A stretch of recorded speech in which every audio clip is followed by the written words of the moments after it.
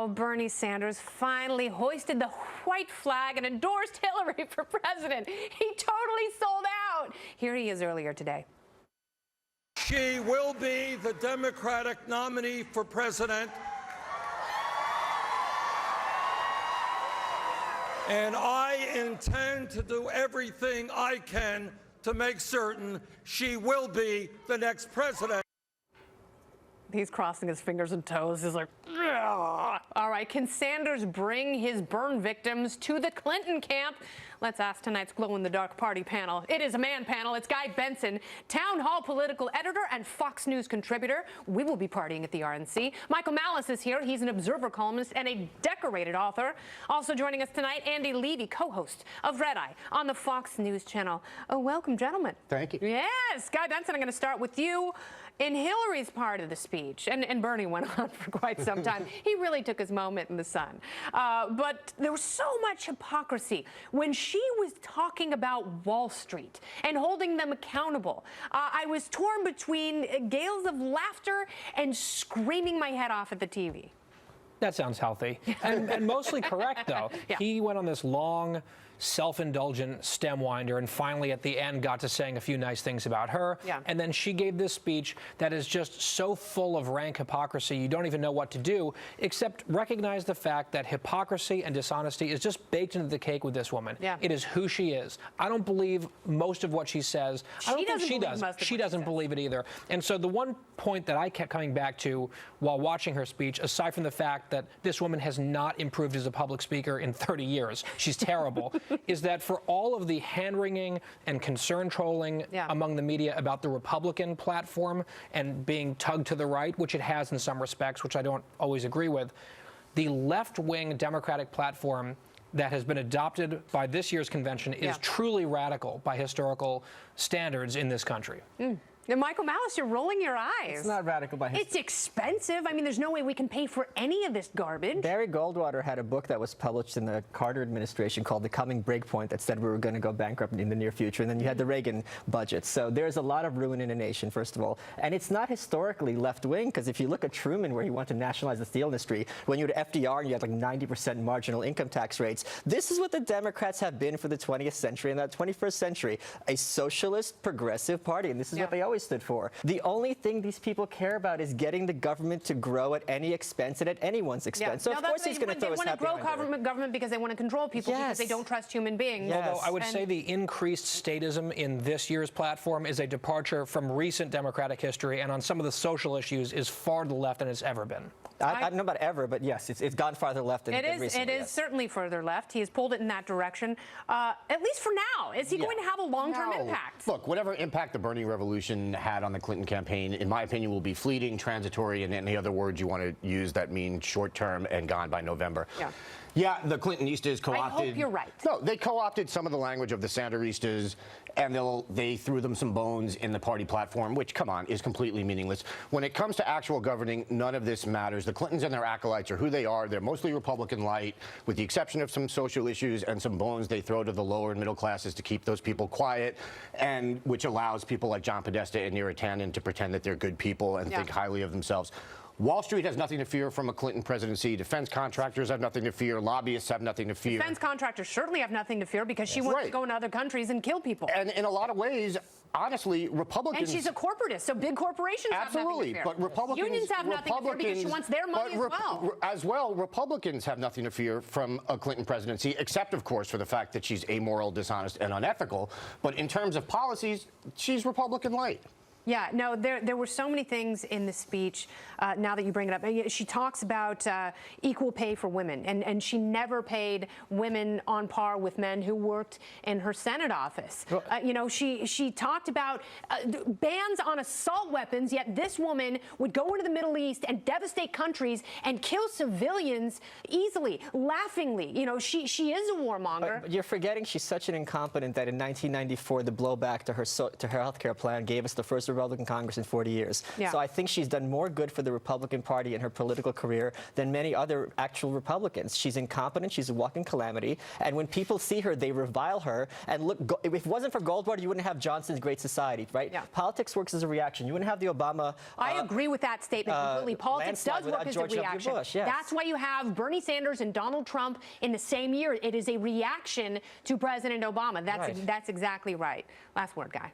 And yet, the most establishmentarian person in this entire race is going to win, in all likelihood. Yeah, no, she absolutely is. And that's why when she talks about these things, when she talks about corporations and helping business owners and all that stuff, first of all, she has no idea what she's talking about. And when she talks about, not Glass-Steagall, Dodd-Frank, when she talks about that, it's laughable because, you know, she's the one who's now championing this stuff, which creates so many barriers to entry for people who want to start new businesses, people who want to get business loans for existing businesses or home loans so they can get some equity and build a better life. But I don't want a competent tyrant. You love her, don't you? And are in love with her. If you didn't love her, you couldn't hate her this much. That's true. I talk about her as much as President Obama talks about Trump. Like, Single white female. Right. Single white female. I want to be her. Look at the haircut. Really not dissimilar. I'm dyeing it blonde. All right. The party panel returns a little bit later because one of my other favorites, Jen. Jeb Bush is joining other Republicans on not endorsing Donald Trump, saying conservatives are going to regret a Trump presidency.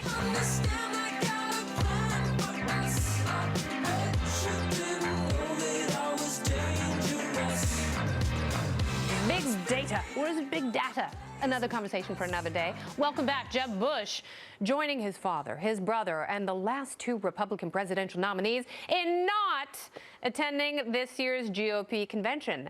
But what has four eyes, two thumbs, speak French, and will be going to Cleveland? Wah! Jeb says conservatism is temporarily dead with Trump at the helm. Here's Jen. The tragedy of this, though, is that there isn't going to be a wall built, and Mexico's not going to pay for it. And there's not going to be a ban on Muslims. I think people are going to really feel betrayed. Oh, good point or sore loser. Let's ask the party panel. They have reconvened. Our man panel is back. Guy Benson, Michael Malice, and Andy Levy. Grr. All right, Guy, we'll start with you. Is he serious? No wall?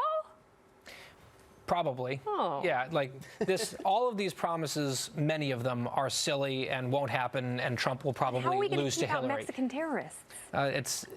That's something that the next president may have to deal with, Yes, and it probably won't be Trump. Although, again, the fact that the race is as close as it is, considering how bad he has been, shows how terrible she is. I guess it's going to come down to who is worse. Right, and I think so far the people are speaking, but it's early. I think Jeb is right, but I don't think betrayal is the point here. Oh, feel so betrayed. Has any politician ever kept their promises? Yeah, the system doesn't let the politician keep their promises, and Jeb would know this firsthand. First of all, his dad saying, read my lips, no new taxes, and then chose to raise taxes in hopes of cutting the deficit, which he did not do. Yeah. Then his brother saying, mission accomplished, we're going to be welcomed in Iraq as liberators and heroes. So he, his coming from his family, he knows all about this thing. But I do think it's actually a great thing. As someone from the right, you want people to feel betrayed by politicians so that they give up hope in the system, because the system can't work and shouldn't work. And when the system does work, you have things like FDR's concentration camps and wars of choice. And the Patriot Act. And the Patriot Act, yes. Andy, no Muslims? Come on. Me Some personally, I don't think know, I don't think President Johnson is going to build a wall on the Mexican border. I don't think he's going to ban Muslims from entering the country. Yeah. So I think will people we'll feel be okay. betrayed by President-elect Gary Johnson? Or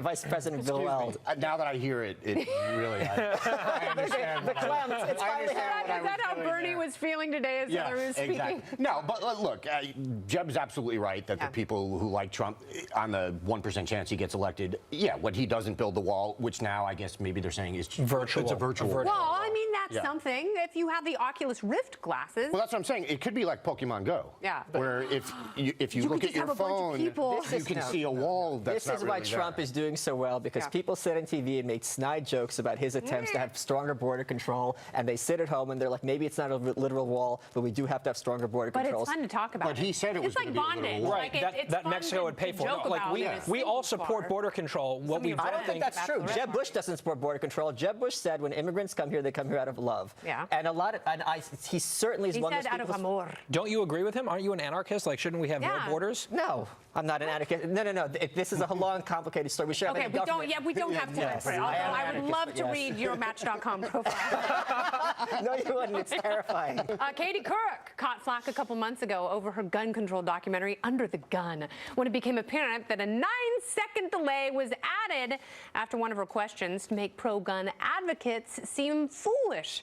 That has not deterred comedian Amy Schumer, who tweeted, "I love Katie Couric for being so cool in general, but her doc, Under the Gun, should be required viewing. #End gun violence." Guy, she really is funny. This is hysterical. Yeah. The idea that Katie Couric made a documentary. Yes, and that she's just so cool all around, all the time. Yeah. Just fangirling. Being a bad journalist is really the coolest thing ever. Being disingenuous and dishonest is really so great. Edgy, I thought, of Amy Schumer to be sucking up to Katie Couric. And I wonder if she's even aware of the controversy over this deceptive editing. Probably not, but even if she were, it probably wouldn't make a difference because it's about manipulating people. It's about abstraction and confirmation bias. Amy Schumer is totally entitled to her opinions on guns and anything else. I just am entitled to not pay attention to any of those opinions because she is a comedian.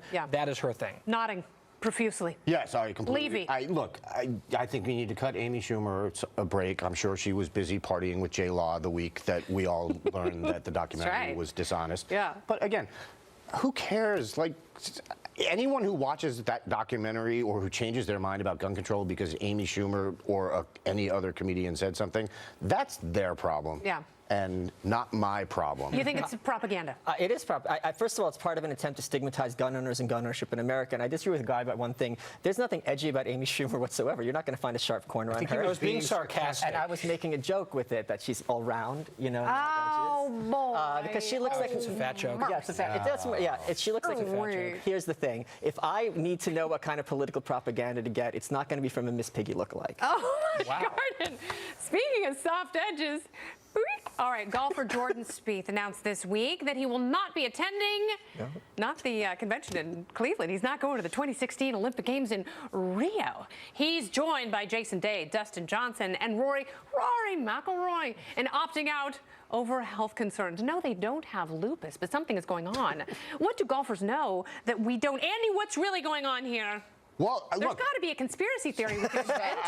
I wish I had a conspiracy theory on this. Other than the basic fact that Zika, whatever, was obvious. I call it Zika. Do you call it Zika? Well, yeah, because it sounds like Zima, and it makes me thirsty. Interesting. That's really old school. Yeah, it really is. She's nice, baby. Look, a lot of these athletes are now being accused of overreacting. Yeah. And maybe that's true, but at a certain point, these are young guys who probably want to have kids someday. And if there's a chance that, even if it's a 1% or 2% chance that you could get something that leads to a serious birth defect.